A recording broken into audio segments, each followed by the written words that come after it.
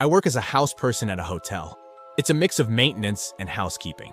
My job is to mostly help the front desk, which mainly involves me fixing guests' appliances and bringing them supplies.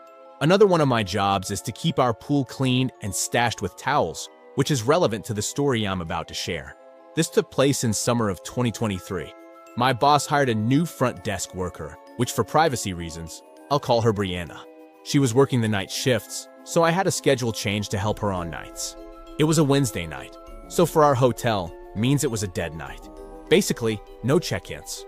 Me and Brianna mostly just chatted for the night while we did our stuff, which led to me going to our pool. For a guest here, if you wanted to go swimming, you had to fill out a form, which basically gives you all the rules, and you'll be handed a pool key. Our managers gave us employees master keys that can get you into basically anything in the hotel. I clicked the key onto the lock, and the pool door unlocked, allowing me to head in. The pool has a storage room, which we stash towels and also other stuff like chlorine and whatnot. I opened the storage room and grabbed towels since I saw there was little to none on the rack. As I was bending down to grab one more towel, I heard something hit the water.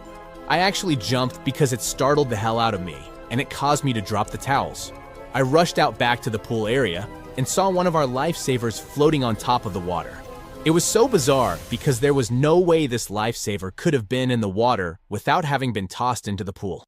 I looked around the pool to see if someone had entered, but there was no one in here except for me. I pulled in the lifesaver out of the pool and quickly got back to putting towels out and left. I was weirded out for sure. I asked Brianna, who was at the front desk, if anyone went to the pool, and of course, she said no.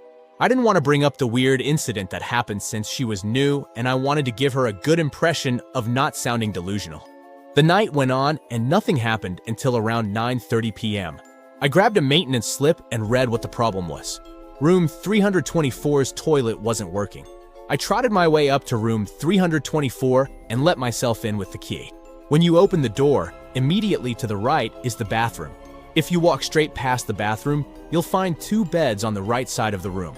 I headed right towards the toilet and lifted the lid up to fix it. There was no one in the room since Brianna told me the guest wasn't arriving until Friday. While I was adjusting the valves and flapper inside of the toilet to see what wasn't working, I felt the temperature all of a sudden drop. I stopped what I was doing and stood there feeling the hairs on my arms slowly raising up. What the hell?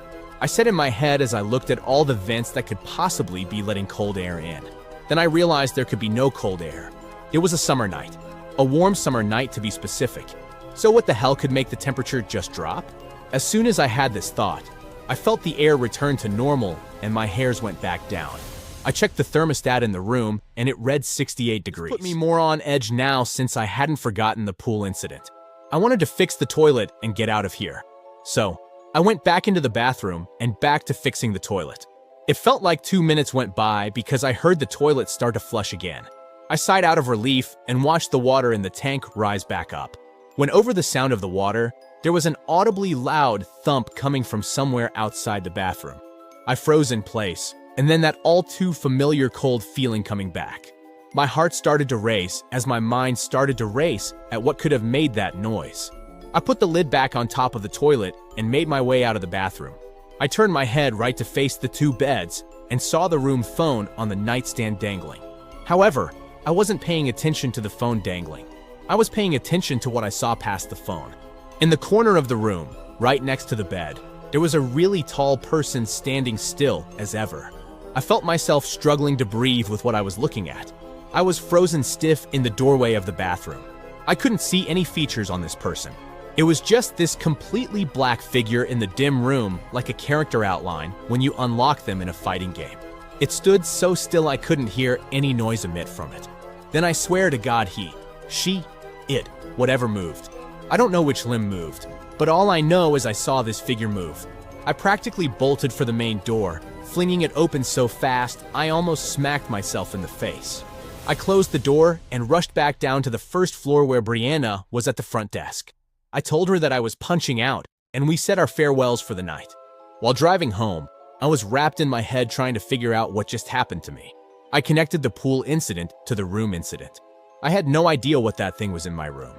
And yes, I say thing now because I realized that couldn't be any human I know, and how I couldn't read a single feature of it. It was enough for me to get out of there. I like to think my mind was just playing tricks on me, but I have no way of knowing for sure. Nothing weird like this has happened to me since, which I'm thankful for because that was the scariest night of my life.